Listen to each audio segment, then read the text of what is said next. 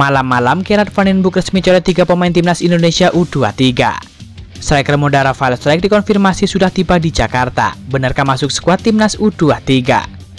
Patrick Kluivert bahagia, Justin Hubner resmi bertahan di Eropa. Menpora RI malam-malam update proses WNI Mauro Zylstra. Kondisi terkini oleh Romeni usai alami cedera serius di Piala Presiden. Simak informasi selengkapnya sebagai berikut.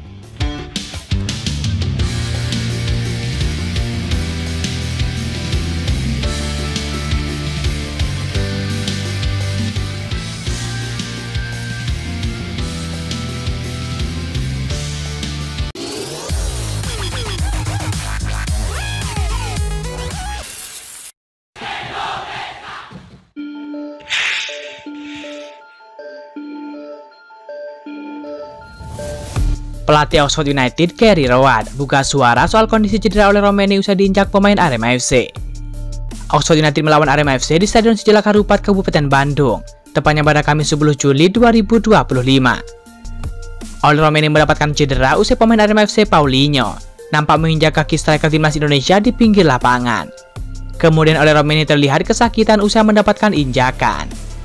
Pemain 25 tahun tersebut lalu dibopong keluar lapangan oleh tim dokter Oxford United dan tidak bisa melanjutkan pertandingan.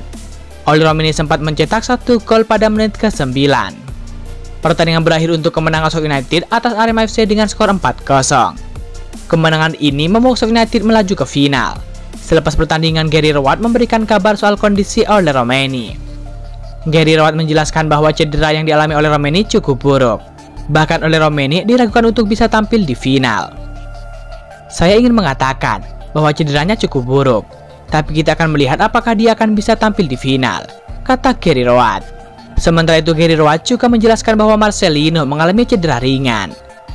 Marcelino mengalami cedera ringan pada 2 pertandingan terakhir. Kami sedang menunggu untuk mengetahui apakah dia bisa bermain akhir pekan nanti pada partai final, tegas pelatih Oxford United tersebut. Di final, Oxford United akan melawan Port FC. Port FC melaju ke final usai mengalahkan Dewa United dengan skor 2-1.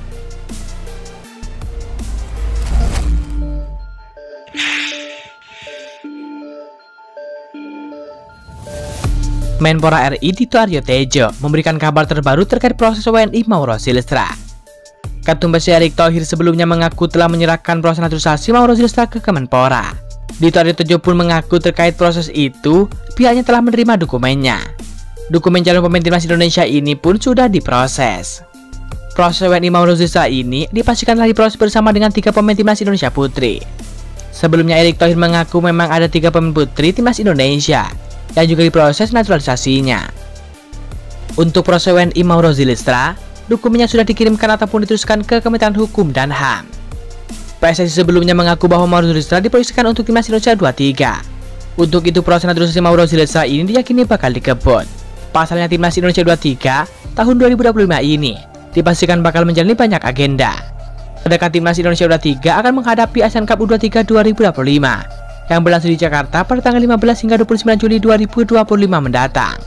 Setelah itu timnas Indonesia U23 akan menghadapi kualifikasi Piala Asia U23 2025 pada September mendatang dan juga tampil di SEA Games 2025 pada November mendatang. Untuk itu Mauro Zylstra diharapkan bisa menambah kekuatan timnas Indonesia U23 nantinya.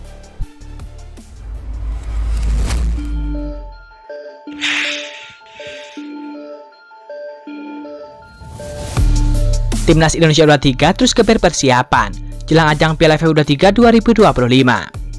Setelah menjalani sejumlah sesi latihan, pelatih Gerard Van den Broek kembali menyaring skuad yang akan dibawanya ke turnamen tersebut. Terkini, 3 pemain resmi dicoret dari pemusatan latihan ataupun TC, sehingga kini hanya tersisa 25 pemain yang masih bertahan. Pada awal TC, Van den Broek memanggil 30 pemain untuk menjalani proses seleksi. Namun seiring berjalannya waktu dan juga evaluasi yang ketat, jumlah tersebut mulai dipangkas.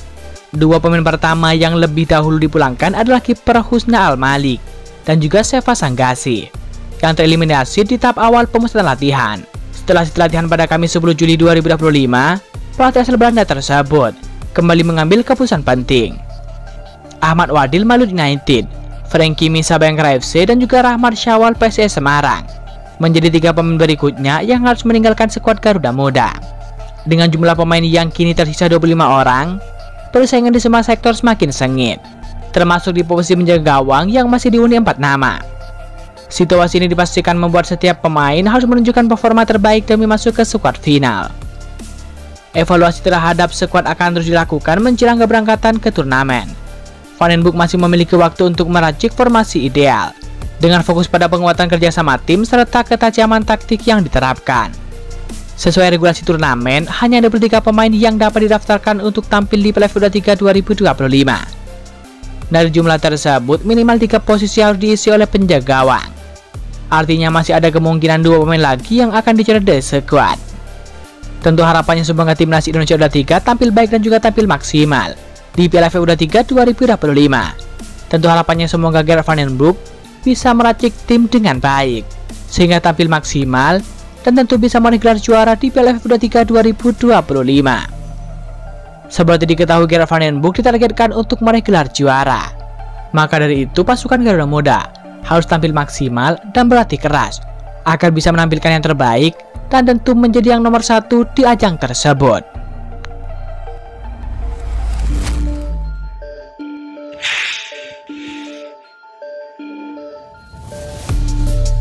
Penyerang timnas Indonesia yakni Rafael Strijk terciduk sedang ada di tanah air.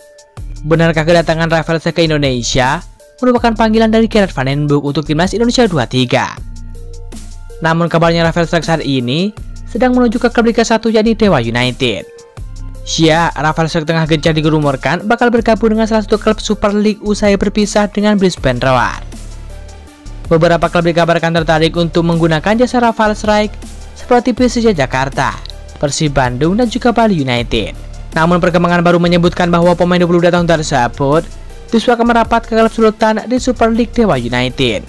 Kabar bakal merapatnya Rafael Strijk ke Dewa United pun disampaikan oleh akun Instagram @timnasindonesiapedia yang kerap membahas transfer di Indonesia.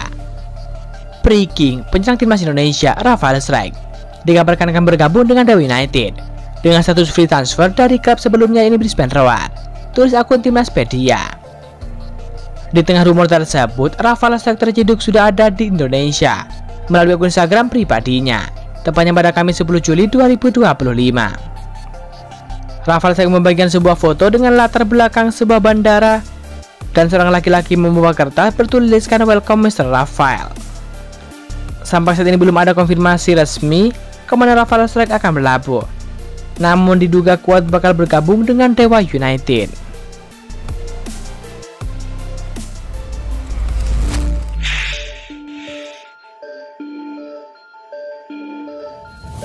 Pelatih skuad Garuda yakni Patrick Kluivert dijamin sedang berbunga-bunga, sebab salah satu pemain timnas Indonesia yakni Justin Hubner memastikan tetap berkarir di Eropa.